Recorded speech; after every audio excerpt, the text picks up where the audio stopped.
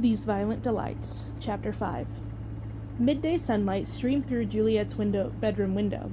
Despite the shine, it was brisk out today, chilly in the sort of way that drew the roses in the garden a little straighter, as if they couldn't afford to lose a single second of the warmth filtering through the clouds.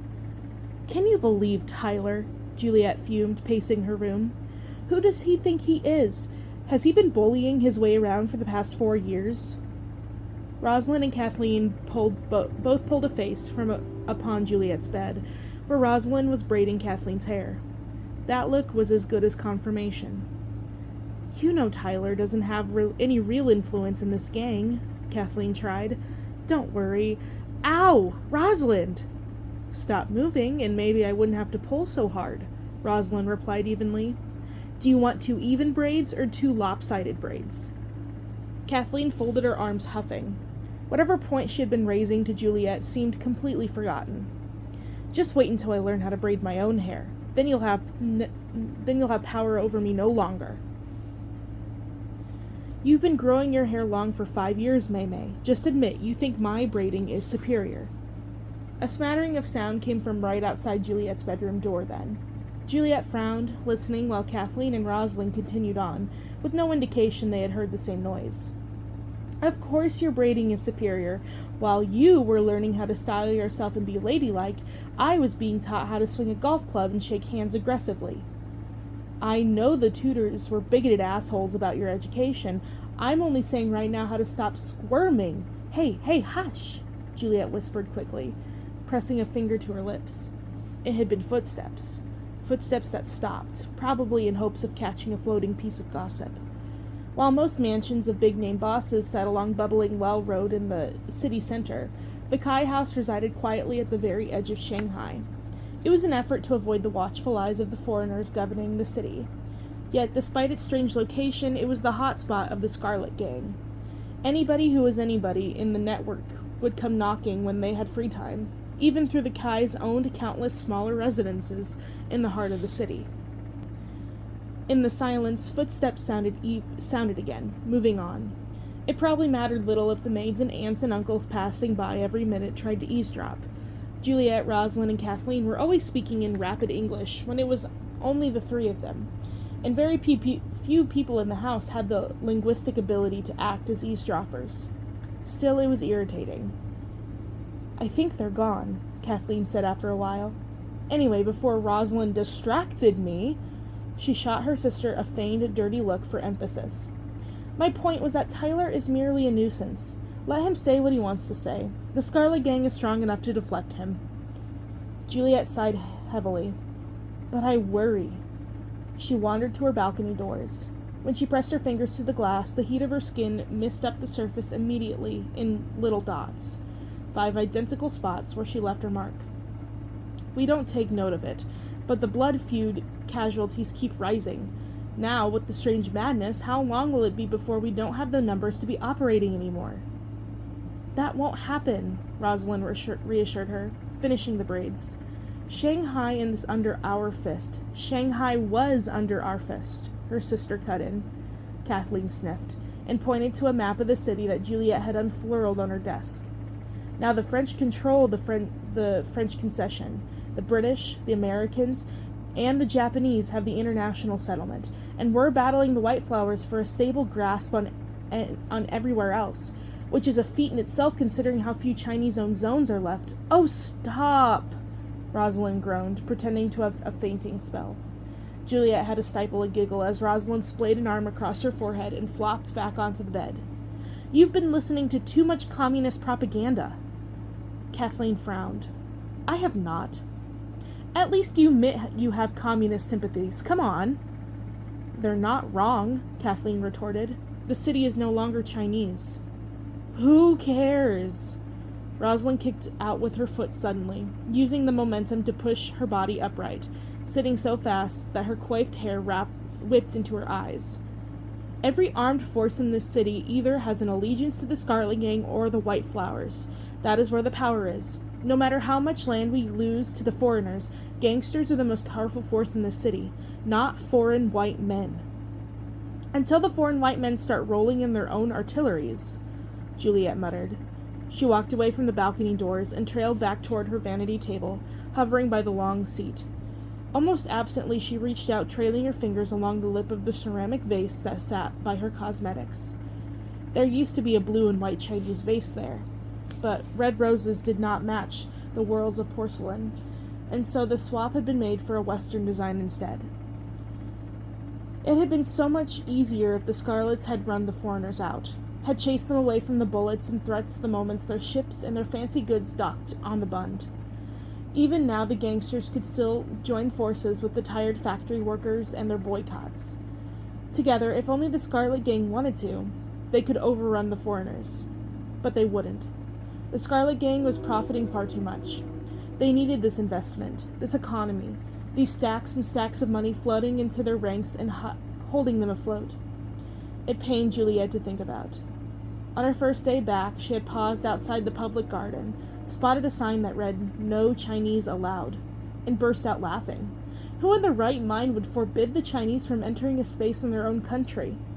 Only later did she realize it hadn't been a joke. The foreigners truly thought themselves mighty enough to enforce spaces that were reserved for the foreign community, reasoning that the foreign funds they poured into their newly constructed parks and newly opened speakeasies justified their takeover. For temporary riches, the Chinese were letting the foreigners make permanent marks upon their land, and the foreigners were growing cozy. Juliet feared the tables would turn suddenly one day, leaving the Scarlet Gang to realize they had found themselves standing on the outside. "What's wrong with you?" Juliet jerked to attention, using the vanity mirror to peer at Rosalind.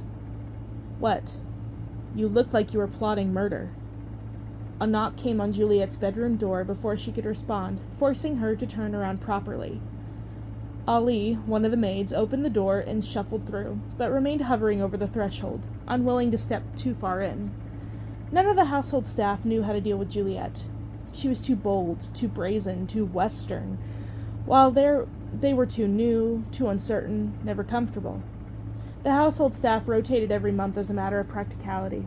It prevented the Kais from learning their stories, their lives, their histories.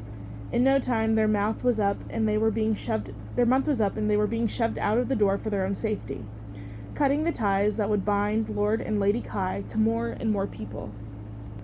"Xiao Shui, there's a visitor downstairs," Ali said softly. It hadn't always been like this. Once they had a set of household staff that lasted through Juliet's first 15 years of life.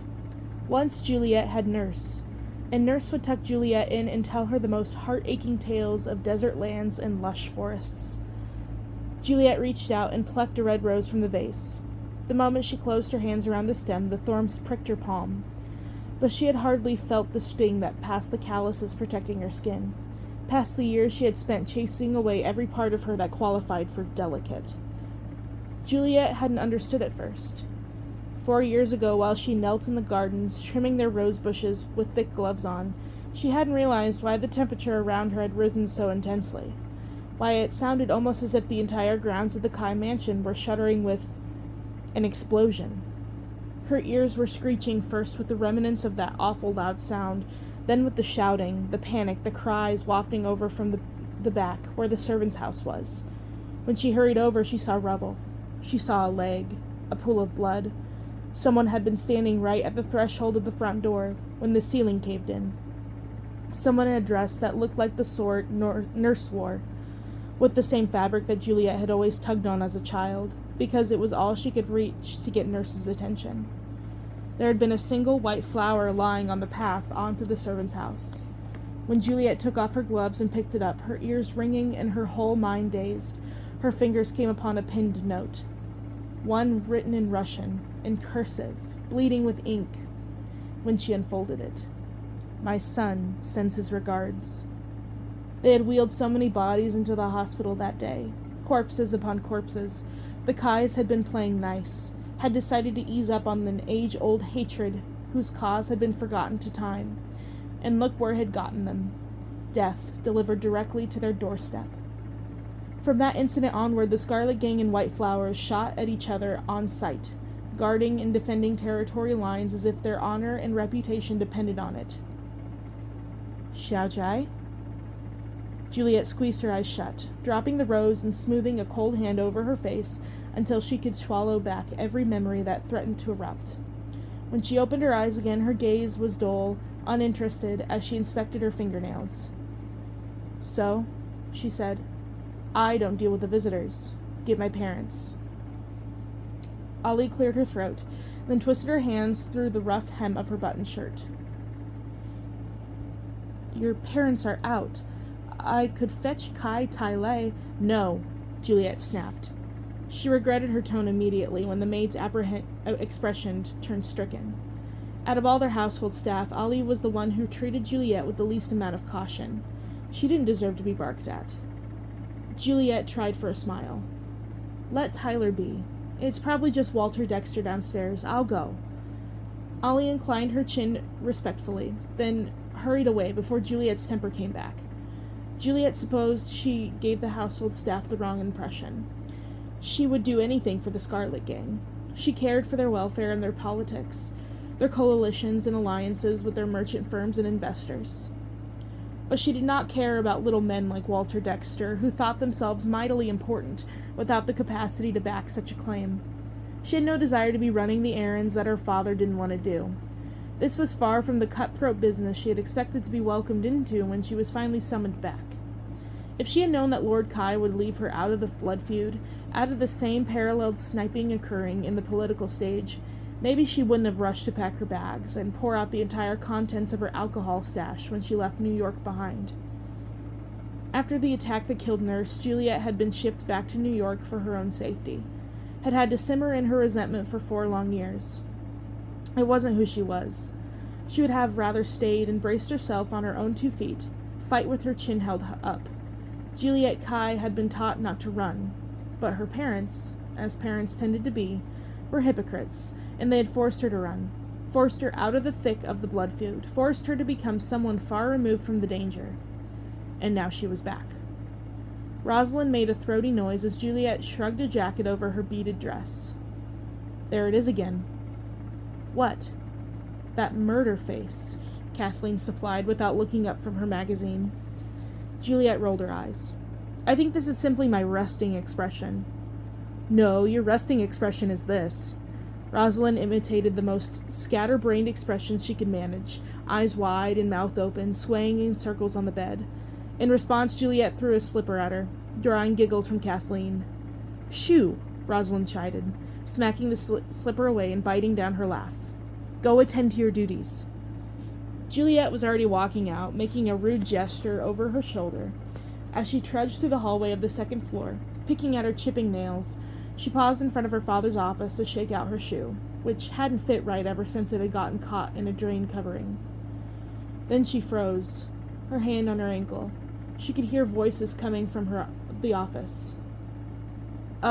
Excuse me," Juliet hollered, kicking the door open with her high-heeled shoe. "The maid said you were both out." Her parents lifted their heads at once, blinking painfully. Her mother was standing over her father's shoulder, one hand resting on the desk and the other placed upon a document in front of them. "The staff say what we want them to say, Kina Di," Lady Kai said. She made a flicking motion with her fingers at Juliet. "Don't you have a visitor to entertain downstairs?" Huffing, Juliet pulled the door closed again, glaring daggers at her parents. They hardly paid her heed. They simply went back to their conversation, assuming Juliet would run along. "We've lost 2 men at it already, and if the whispers are true, more will fall before we can determine exactly what is causing it," her mother said, voice low as she resumed speaking. Lady Kai always sounded different in Shanghainese than any other language or dialect. It was hard to verbalize exactly what it was except a feeling of calm, even if the subject matter carried a terrible squall of emotion. That was what it meant to speak your native tongue, Juliet supposed. Juliet wasn't really sure what her native tongue was. The communists are beside themselves with joy.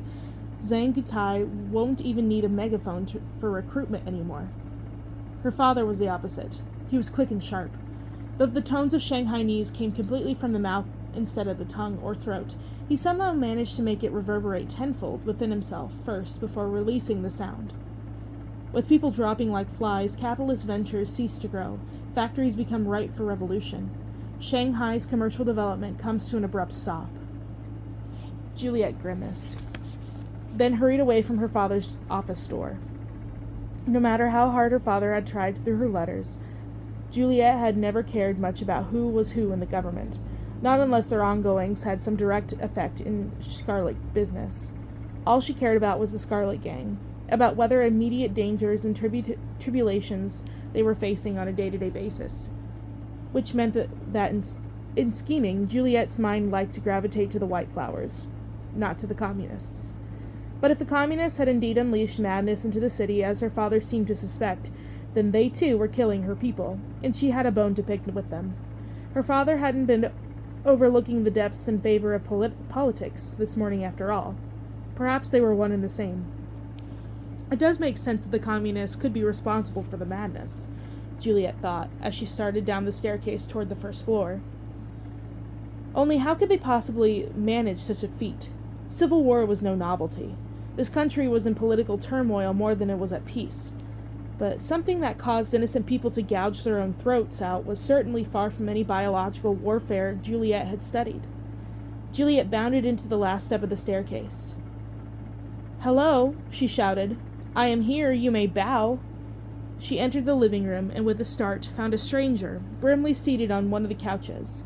It was not the annoying British merchant, but it was indeed someone who looked very similar, only younger, around her age. "I'll refrain from bowing if that's okay," the stranger said, an upward tilt to his mouth. He rose to his feet and stuck out his hand. "I'm Paul Dexter. My father couldn't make it today, so he sent me." Juliet ignored the outstretched hand. Poor etiquette, she noticed immediately. By the rules of British society, a lady was always to have the privilege of offering the handshake. Not that she cared about British etiquette, nor how their high society defined what a lady was. But such minuscule details pointed to a lack of training, and so Juliet filed that away in her head. And he really should have bowed. "I assumed you're here for the same request still?" Juliet asked, smoothing her sleeves down. "Indeed."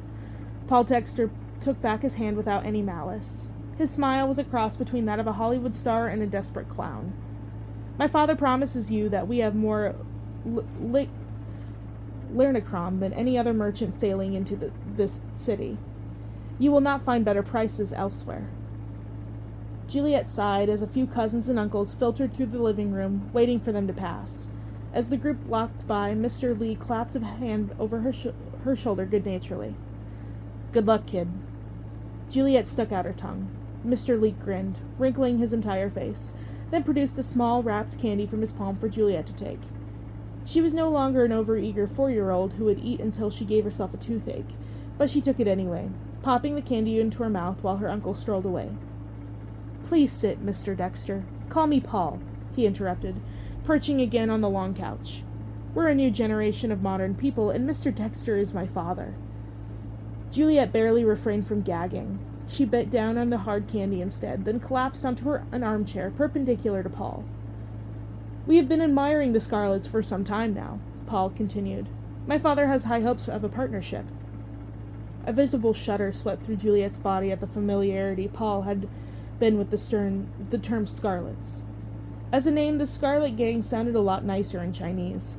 They called themselves Hongbong, the two syllables whirled together in a quick snap of vowels. Such a name curled in and out throughout Scarlet tongues like a whip, and those who didn't know how to handle it properly ended up lashed. This was Paul Dexter's lashing. "I'll give you the same answer we gave your father," Juliet said. She drew her legs up on the armrest, the layers of her dress falling back. Paul's eyes followed the motion. She watched his eyebrows twitch with the scandal of her long, pale thigh in show. "We're not taking on any new endeavors. We're busy enough with our current clients." Paul feigned disappointment. He leaned forward like he could persuade her with mere eye contact. All it did was show Juliet that he hadn't quite brushed out a clump of pomade on his sweep of dark blonde hair. "Don't be like that," he said. "I hear there's a rival business who might be more enthusiastic about the offer." "So perhaps you should try them," Juliet suggested. She straightened up suddenly. He was trying to entice her into listening by suggesting he would take business to the White Flowers, but it mattered little. Walter Dexter was a client they wanted to lose. I'm glad we could resolve this matter so promptly. Wait, no. Goodbye now. Juliet pretended to think. Peter, Paris, Paul, he supplied, frowning. Juliet summoned a little smile, not unlike the scatterbrained one Rosalind had been mimicking earlier. Right. Bye. She hopped to her feet and pranced across the living room, toward the front entrance. In a blink, her fingers were on the heavy handle and was pulling the door open, eager to get rid of the British visitor. Paul, to his credit, was fast to recover. He came to the door and bowed. Finally, some manners. Very well. He stepped out onto the front stoop, then pivoted again to face Juliet. May I make a request, Miss Kai? I already told you, Paul smiled. Can I see you again? Juliet slammed the door shut. Absolutely not.